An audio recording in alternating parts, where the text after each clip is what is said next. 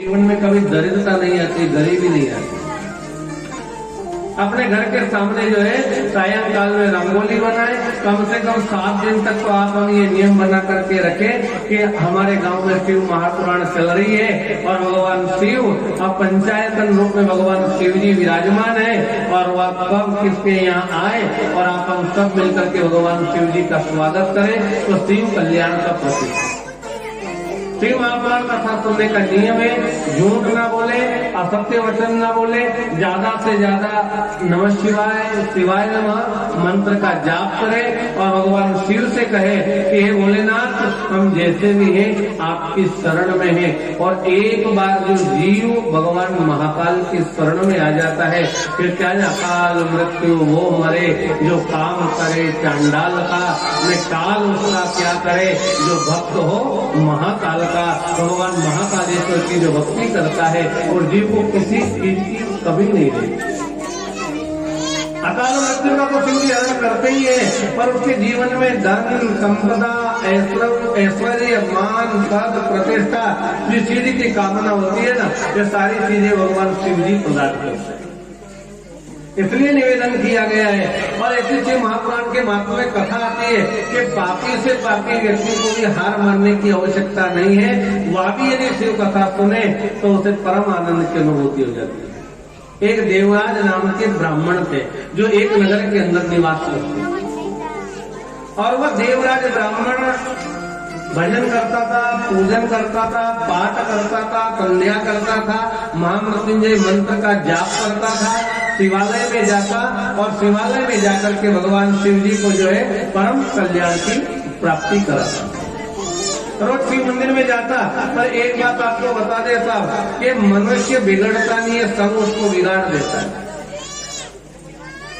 कहा कि ज्ञान बड़े गुणवान की संगत, ध्यान बड़े तपसी संग कीने, न मोह बड़े परिवार की संगत, न लोभ बड़े धन में चित दीने, न क्रोध बड़े नर मूढ़ की संगत, न काम बड़े प्रिय के संग कीने, न बुद्धि विवेक विचार बड़े कवि सुसज्जन संगत कीने। तो देवराज ब्राह्मण परम शिव भक्त थे, लेकिन उन्होंने क्या किया कि एक बार वो कहीं भ्रमण करने के लिए गए तो वहां अश्लील गलत आचरण करने वाले लोगों की संगति में आ गए।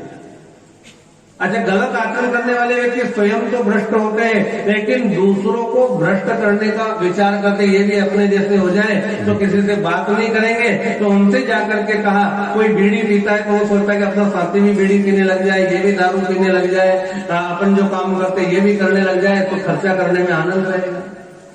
तो देवराज ब्राह्मण जो त्रिकाल संध्या करता था, महामृत्युंजय मंत्र का जाप करता था, भगवान शिव का परम भक्त था, भगवान शिव का परम उपासक था और शिव के अलावा और कोई शब्द नहीं सुनता था, लेकिन ऐसे ऐसे महान विद्वान व्यक्ति भी अगर गलत संगति में पड़े तो वो बिगड़ सकते हैं। तो आपकी हमारी क्या दुर्दशा होगी। इसलिए निवेदन करें कि अच्छे लोगों का कर्म करने का विचार।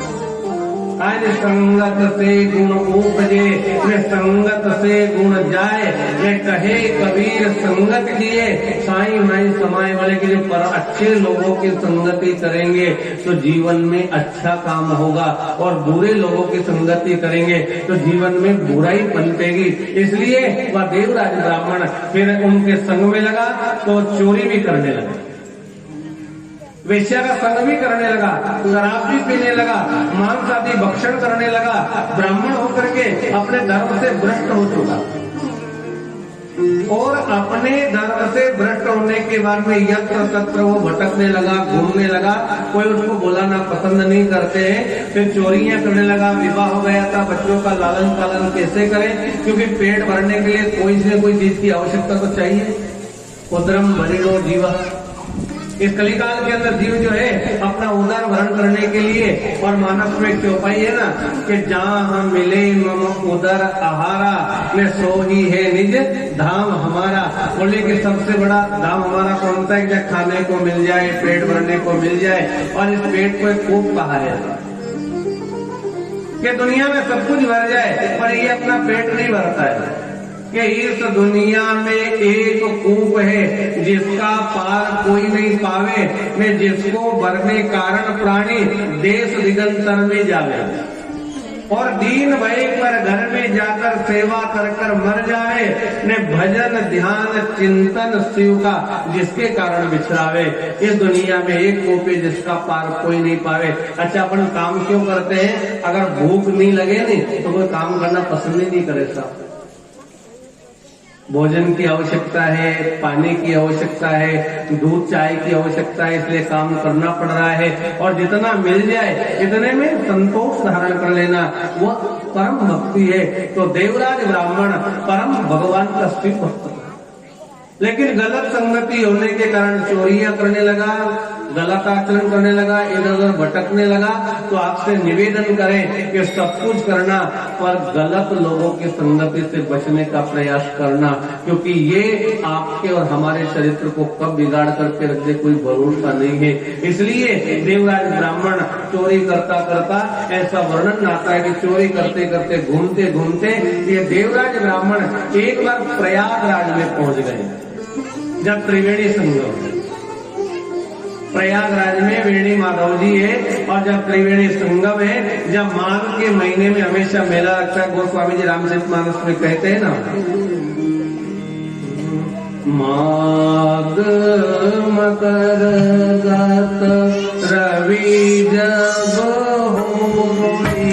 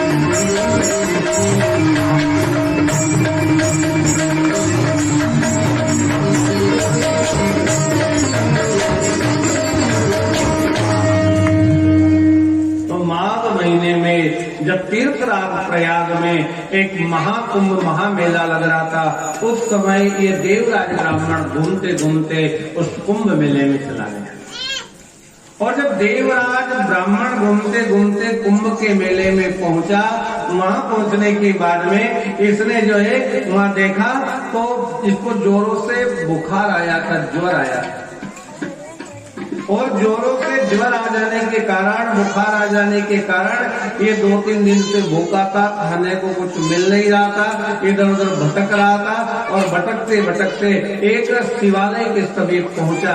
तो प्रयागराज के माघ महीने में प्रयागराज में बहुत सारे सिद्ध महात्मा रहते हैं। वहाँ हमेशा जो है अनेक प्रकार की लगी रहती है। वहाँ पर जो है अनेक प्रकार के, कोई राम कथा कर रहा है, कोई शिव महापुराण की कथा कर रहे हैं, कहीं देवी पुराण की कथा चल रही है, क्योंकि ऋषियों का जो सत्संग है वो हमेशा चलता रहता है। और जब ऋषि महात्माओं का सत्संग चल रहा था, वहाँ ये पहुंचा तो एक जगह शिव महापुराण की कथा चल रही है। जैसे ही शिव महापुराण की की कथा प्रारंभ हुई। महात्मा लोगों ने शिव महापुराण की कथा कहना प्रारंभ किया और जैसे ही शिव महापुराण की कथा कही जाने लगी, सुनने लगे, उसी समय में इसे चलने के लिए बनी शिवालय के समीप गया और वहां जाने के बाद में ज्यादा ज्वर आने की वजह से ये क्या करने लगा कि वहाँ बैठे बैठे उधर जो है एक शिव खम्बे के पास में बैठ गया सहारा लेकर के और सारे शिव महापुराण को सुना। और जैसे शिव महापुराण की एक दिन की कथा श्रवण करी और एक दिन की कथा सुनने का फल ये हुआ कि ज्यादा ज्वर आने के कारण वहाँ देवराज ब्राह्मण की मृत्यु हो जाती। और जैसे देवराज ब्राह्मण की मृत्यु हुई और मृत्यु हो जाने के बाद में उसको लेने के लिए यम के दूत आए और जब यमदूत आए, यमदूत ने आकर के उसको पकड़ा और यमफांस में बांधने लगे। इतने में जैसे ही उसको ले जाने लगे उसी समय भगवान शिव के गणेश विमान लेकर के आ गए। अब जैसे ही भगवान शिवगण आए और शिवगण आने के बाद में यमदूतों से कहा कि तुम कौन हो? बोले कि हम यमराज के दूत है, यमदूत है। अब यहाँ क्यों आए हो? बोले कि पापी व्यक्ति को लेने के लिए आए। बोले पापी कैसा है? बोले कि ये ब्राह्मण है, ब्राह्मण कुल में जन्म लेने के बाद में शराब पीता है, चोरी करता है, व्यभिचार करता है, परस्त्री गमन किया है। ऐसा कोई पाप नहीं है जो इसने ना किया हो और इसकी मृत्यु हो रही है। और मृत्यु काल के समय में हम मुक्ति प्रदान करने का काम भगवान शिव का तो है, पर मुक्ति इनको देते हैं जो उनकी शरण होते हैं। हम इनको लेने आए, यमदूत के हमारा काम है। ये बहुत अच्छी बात है, आप इनको लेने के लिए आए, पर एक बात हम आपसे निवेदन करके कहें। बोले कि हाँ बोल दो, क्या बात है, क्या निवेदन करके कहना चाहते हो? बोले तुम्हें पता है इसकी मृत्यु कहाँ हुई? बोले इसकी मृत्यु शिवालय में हुई। एक तो शिवालय है और दूसरा प्रभास क्षेत्र प्रयागराज का क्षेत्र है जहाँ गंगा यमुना सरस्वती त्रिवेणी बहती हो। उस जगह पर इस व्यक्ति की मृत्यु हुई है और मृत्यु काल के समय आपको मालूम है इसने सुना क्या है? बोले शिव महापुराण की कथा को सुना है। और शिव महापुराण की कथा श्रवण करने के कारण इसके मन में क्या पाप समाप्त हो जाता है, क्योंकि भगवान की कथा परमात्मा का नाम ही पापों को समन करने की औषधि है। हर नाम हरि नाम ही एक ऐसा साधन है जिससे व्यक्ति के पाप समाप्त हो जाते। कबीर साहब ने कहा है ना कि जो ही नाम हृदय धरियो ने भयो पाप को नाश, ने जैसे चिनगी आग की ने पड़ी पुरानी घास। बोले कितनी पुरानी घास हो और उसको जलाने के लिए एक माचिस की तीली काफी रहती है, ऐसे कैसे बोले कितने भी भयंकर पाप हो और वहाँ अगर शिव पुराण को श्रवण कर लेता है तो भगवान शिव उस व्यक्ति को शिवलोक की प्राप्ति करा देते। ये महादेव की कृपा है, ये आशुतोष भगवान शिव की कृपा है। उसी समय दोनों से युद्ध हुआ और युद्ध हो जाने के बाद में देवराज ब्राह्मण को यमदूतों के हाथ से छुड़ा लिया और छुड़ाने के बाद में कहा कि हे ब्राह्मण देवता, आपको चिंता करने की आवश्यकता नहीं है, आप एक काम करो, मेरे साथ में चलो। तब उनको शिवलोक में ले गए और शिवलोक में ले जाने के बाद में भगवान शिव की सामिप्य की उसको प्राप्ति हुई। अब आप बताओ कि एक दिन की शिव कथा मरण काल के समय जो व्यक्ति सुनता है पापी है और उसके बाद उसे शिवलोक की प्राप्ति हो सकती है, तो आप हम 7 दिन तक एक आसन पर बैठ करके भगवान शिव जी की कथा सुनेंगे तो क्या शिव जी हमारे ऊपर कृपा नहीं करेंगे? अरे शिव को आशुतोष से साहब थोड़ा से में प्रसन्न हो जाए। आपके पास में कुछ भी नहीं है, फ्री की पूजा करने पे कोई देवता है तो शिव है, आप उनको भस्म चढ़ा दो, कुछ भी नहीं मिले तो जल इति भस्म स्थल इति भस्म गाय की बना सकती हो। एक महात्मा ने पूछा कि भगवान शिव जी को भस्म कब से चढ़ने लगे?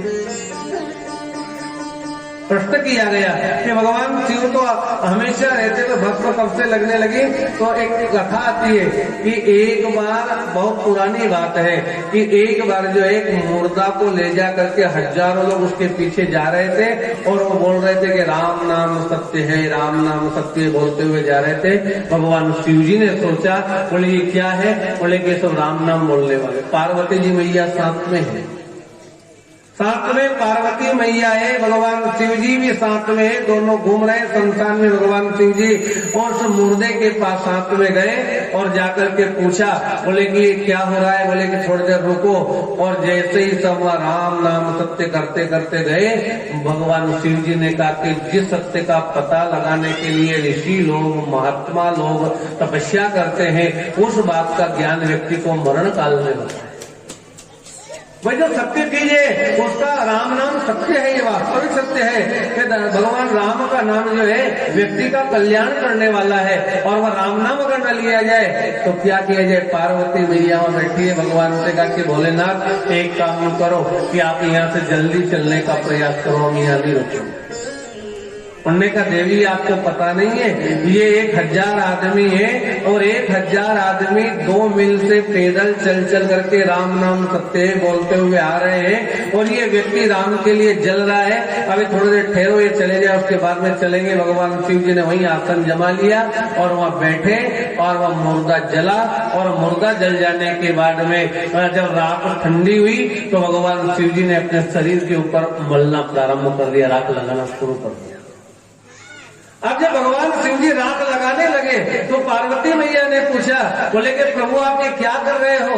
बोले देवी तुम्हें मालूम नहीं है, ये राख जो है इसके पीछे कितने लोगों ने राम नाम लिया है। और गोस्वामी जी रामचरितमानस में कहते हैं कि जाकर नाम मरत मुख आवा में होए मुकुति वेद अस गावा। बोले कि वेद पुराण शास्त्र सदग्रंथ कहते हैं कि मरण काल के समय में जिन भगवान का नाम मुखारविंद के अंदर से निकल जाता है और जीव का कल्याण हो जाता है। तो देवी अब बताओ, ये राम नाम इनने लिया है और मैं भस्म को धारण करता हूँ। लोग कहते हैं ना, राम कहे जग शिव है। राम जी से पूछो ना तो ये सारा जगत शिवमय है कि राम कहे जग शिव है और शिव कहे जग राम। अब लोग कहते हैं कि सारा राम जी से पूछा गया सारा जगत आपके में, बोले कि नहीं, ये सारा जगत शिवमय है। और जब शिव जी से पूछा गया तो बोले कि राम कहे जग शिव है, शिव कहे जग राम। बोले कि सारा जगत राममय है। तो ऐसे भगवान शिव जी ने भस्म को धारण किया। और भस्म की बड़ी महिमा है साहब कि भस्म को लगा करके मनुष्य भगवान शिव जी की पूजा करता है तो उसे परम आनंद की अनुभूति होती है। शिव जी की भी पूजा करो, शिव कथा को सुनो तो भस्म जरूर लगाना चाहिए। भस्म धारण करने से भगवान शिव जी प्रसन्न हो जाते हैं। अब भगवान शिव जी ने वहीं आसन जमा लिया और वहीं आसन जमा करके भगवान शिव जी बैठ गए। पार्वती मैया करेंगे प्रभु आप कैलाश पे रहते हो, आप चले यहाँ से। उन्होंने कहा कि नहीं, अब ये शमशान भी अपना आसन ही रहेगा। बोले कि यहाँ आपको क्या मिलेगा? बोले कि ये बहुत अच्छी जगह है, यहाँ अभी कोई नहीं आता है। जब घर में से सीट खाली करता है तो व्यक्ति शमशान में आता है। यहाँ कोई काम काज नहीं है, अपन यहीं बैठे बैठे भगवान का भजन करेंगे। भगवान शिव जी से कहा, बोले कि नहीं प्रभु आपको यहाँ चलना पड़ेगा। माता पार्वती भगवान शिव जी से प्रार्थना करती है और निवेदन करके कहती है कि हे भोलेनाथ, आपसे मेरा निवेदन है, कैलाश के निवास नमो बार बार